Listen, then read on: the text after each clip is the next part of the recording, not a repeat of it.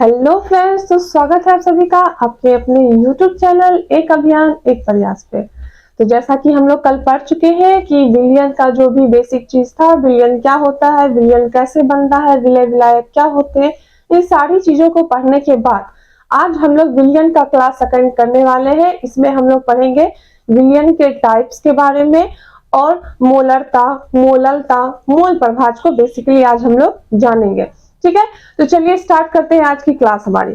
तो सबसे पहले आपको ये छोटा सा डायग्राम देखने को मिल रहा होगा जो कि एनसीईआरटी बुक से है, यानी कि ये हमारा दिया हुआ है टाइप्स ऑफ सॉल्यूशन, विलयन के कितने प्रकार हो सकते हैं या किन किन चीजों का विलयन तैयार हो सकता है। आज हम लोग उसको अच्छी तरीके से जानने वाले हैं। सबसे पहले यहाँ पे लिखा हुआ है विलय विलायक एग्जाम्पल, यानी कि विलयन को भी पढ़ेंगे साथ ही साथ एग्जाम्पल से भी इसको समझते जाएंगे। पहला टाइप आता है हमारा गैस और गैस का विलयन, यानी कि हमारा विलय पदार्थ जो है, सॉल्यूट जो है, ये भी गैस रहेंगे और सॉल्वेंट जो है ये भी गैस रहेगा। तो इस तरीके के सॉल्यूशन को सबसे पहले कहा जाएगा गैसीय सॉल्यूशन, यानी कि गैसीय विलयन। जब भी विलय गैस हो और विलायक भी गैस हो तो इस तरीके के विलयन को क्या कहेंगे, गैसीय विलयन। क्योंकि यहाँ पे गैस जो है ये विलायक के रूप में है, इसकी मात्रा हमेशा अधिक रहेगी, तो ये क्या हो जाएगा, गैसीय विलयन। एग्जाम्पल समझते हैं कि कहता है कि ऑक्सीजन एवं नाइट्रोजन का जो मिश्रण है, दोनों ही क्या है, गैस है। ऑक्सीजन एवं नाइट्रोजन का जो मिश्रण है ये कैसा विलयन है, गैसीय विलयन है। चलिए सेकेंड आते हैं हम लोग द्रव्य और गैस का विलयन। द्रव्य और गैस का विलयन कहने का मतलब है हमारा कि जो हमारा लिक्विड है, जो द्रव्य पदार्थ है वो हमारा सॉल्यूट है, विलय है, बाकी जो गैस है हमारा वो क्या है, सॉल्वेंट यानी कि विलायक है। तो जब भी आपको गैस सॉल्वेंट के रूप में दिखे, जब भी गैस जो है ये विलायक के रूप में दिखे और ये जिसके साथ भी विलयन बना रहा हो, इस विलयन का नाम होगा गैसीय विलयन। क्या होगा, गैसीय विलयन। तो यहाँ पे जैसे हम लोग देखे थे, गैस जो था गैस के साथ ही विलयन बना रहा था, तो इसका भी नाम गैसीय विलयन। अब जो है ये गैस जो है ये द्रव्य के साथ विलयन बनाएगा, तो इसका भी नाम क्या हो जाएगा, गैसीय विलयन। क्या हो जाएगा, गैसीय विलयन। एग्जाम्पल देखते हैं क्या है, कहता है कि क्लोरोफॉर्म एवं नाइट्रोजन गैस का मिश्रण। क्लोरोफॉर्म एवं नाइट्रोजन गैस का जो मिश्रण है वो कौन सा विलयन होगा, गैसीय विलयन, यानी कि हमारा द्रव्य और गैस का विलयन। इसमें हमारा गैस जो रहेगा वो अधिक मात्रा में रहेगा और द्रव्य जो है ये कम मात्रा में, यानी कि सॉल्यूट के रूप में रहेगा।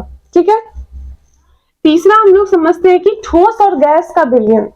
ठोस और गैस का विलयन, यहाँ पे हमारा ठोस रहेगा सॉल्यूट और गैस रहेगा हमारा सॉल्वेंट।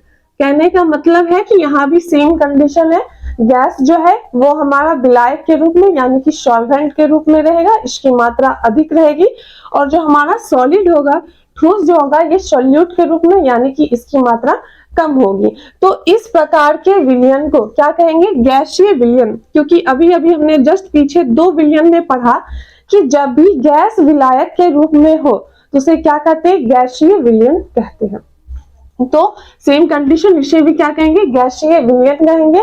एग्जाम्पल को समझते हैं, कहता है कि कपूर का नाइट्रोजन गैस में विलयन, यानी कि कपूर सॉलिड है, ठोस के रूप में होता, उसमें नाइट्रोजन गैस का जो विलयन है वो कौन सा हो जाएगा, ठोस एवं गैस का विलयन।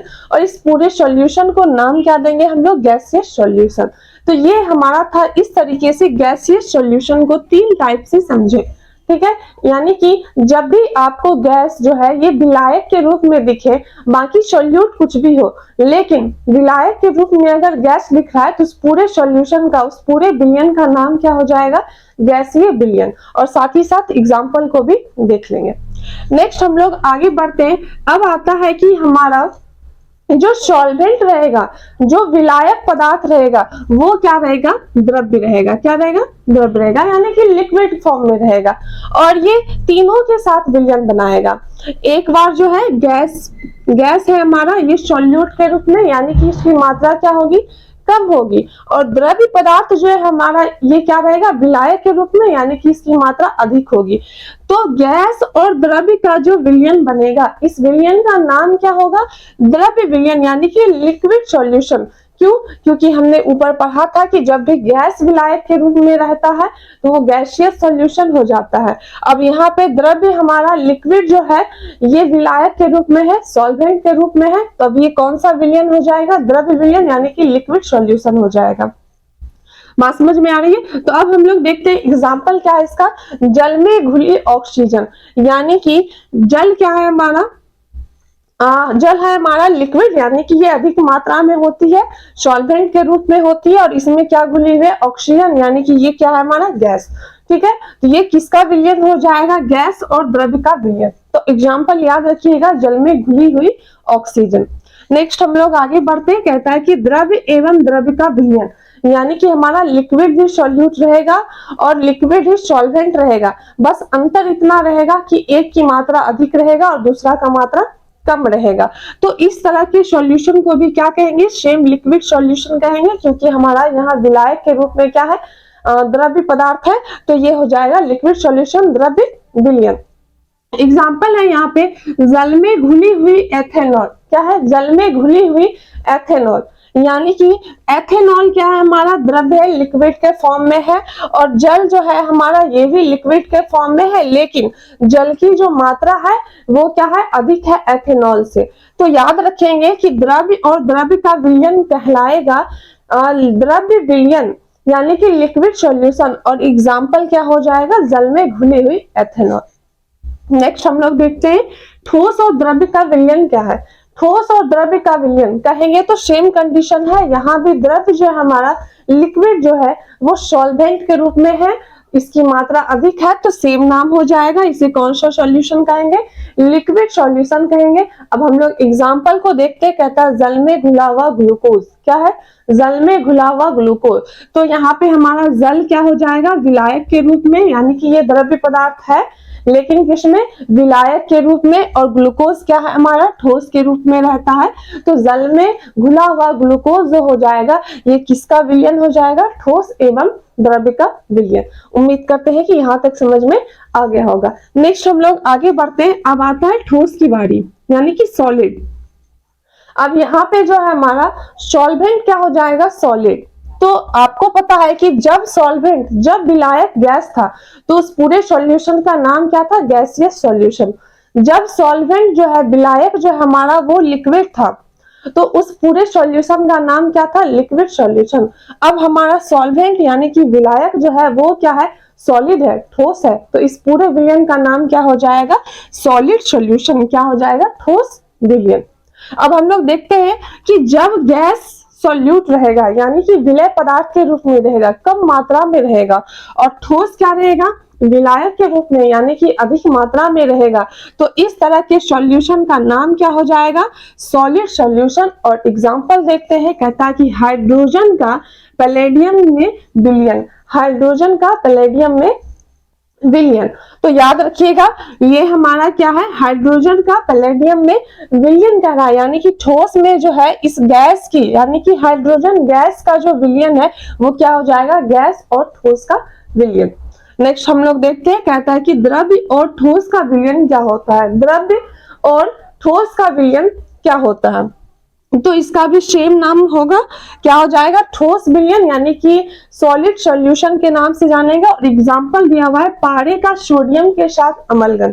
पारे का सोडियम के साथ अम्लगन, यानी कि इसे याद रखिएगा, ये भी क्या हो जाएगा? द्रव्य और ठोस का विलयन, और इस सॉल्यूशन का नाम क्या हो जाएगा? Solid solution.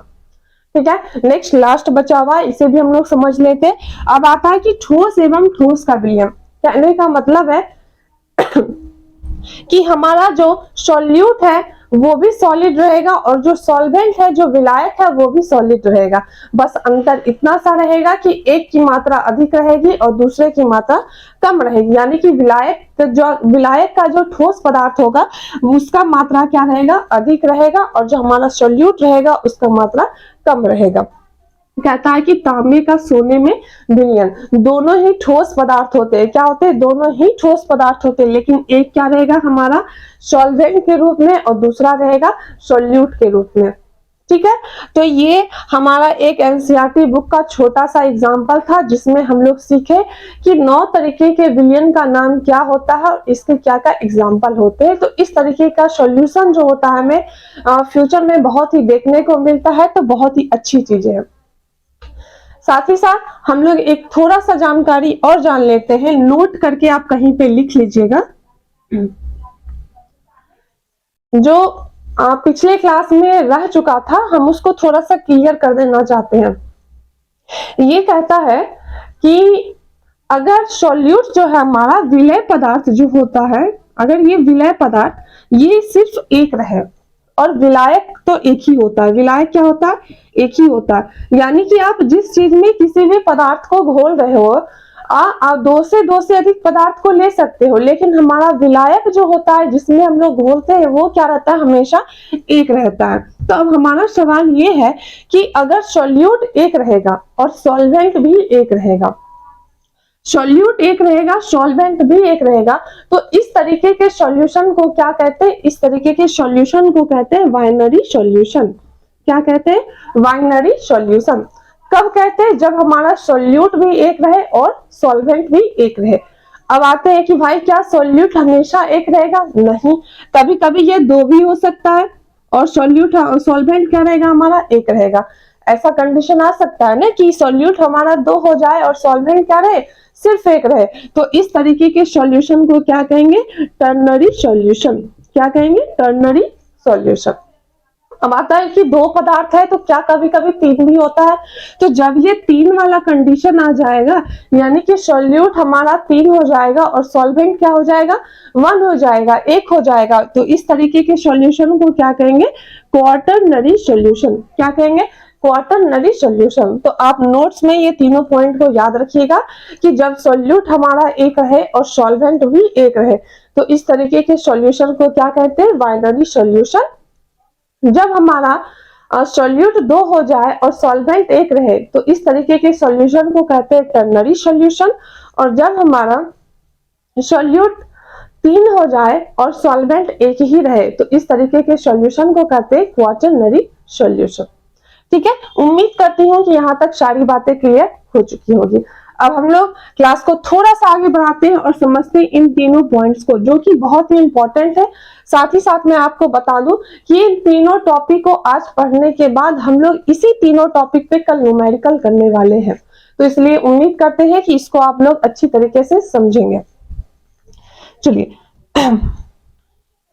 अब हम लोग देखते हैं कि मोलरता यानी कि मोलैरिटी क्या होता है, मोलैरिटी, मोलरता क्या होता है। सबसे पहले फॉर्मूला को जानने से पहले हम समझते हैं कि मोलरता किसे कहते हैं, इसकी परिभाषा कैसे देंगे, डेफिनेशन अगर आ जाएगा तो किस तरीके से जानेंगे।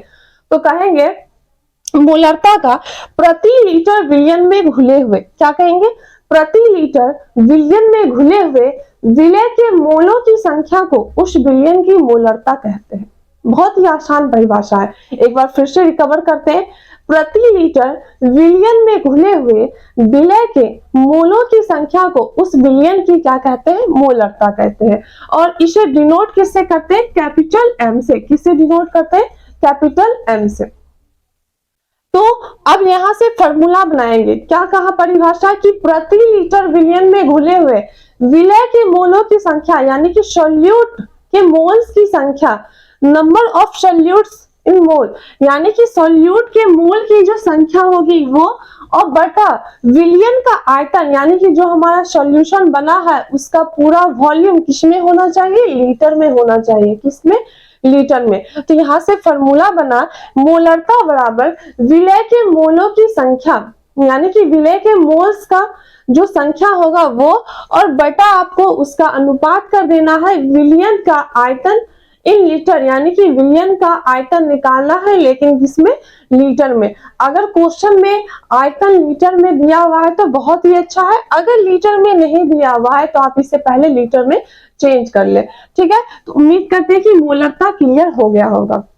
नेक्स्ट हम लोग आते हैं मोलिलिटी यानी कि मोललता। ये था मोलैरिटी, इसे इंग्लिश में क्या कहते हैं, मोलैरिटी यानी कि मोलरता, बीच में रॉ आता है, और इसमें क्या आता है, मोललता। यानी कि मोलिलिटी। तो इंग्लिश नेम से आपको आसानी से याद रहेगा। और इसे किससे डिनोट करते हैं? तो स्मॉल एम से। मोलरता को कैपिटल एम से और मोलरता को स्मॉल एम से डिनोट करेंगे। अब आते हैं कि इसकी परिभाषा कैसे देंगे। तो कहेंगे कि 1 किलोग्राम या 1000 ग्राम, क्या कहेंगे? 1 किलोग्राम या 1000 ग्राम विलायक में उपस्थित विलय के मोलों की संख्या को उस विलयन की मोललता कहते हैं। 1 किलोग्राम बोला है, क्या बोला है? 1 किलोग्राम, या इसी को 1000 ग्राम बोले तो बात तो बराबर ही है। तो 1 किलोग्राम या 1000 ग्राम जो हमारा विलायक होगा, यानी कि जो सॉल्वेंट होगा, उसमें उपस्थित विलय का यानी कि सॉल्यूट के मोल की संख्या को क्या कहते हैं? मोललता यानी कि मोलिलिटी कहते हैं। और इसे किससे डिनोट करते हैं? तो स्मॉल एम से। अब यहाँ से फॉर्मूला क्या बनेगा उसको समझिए।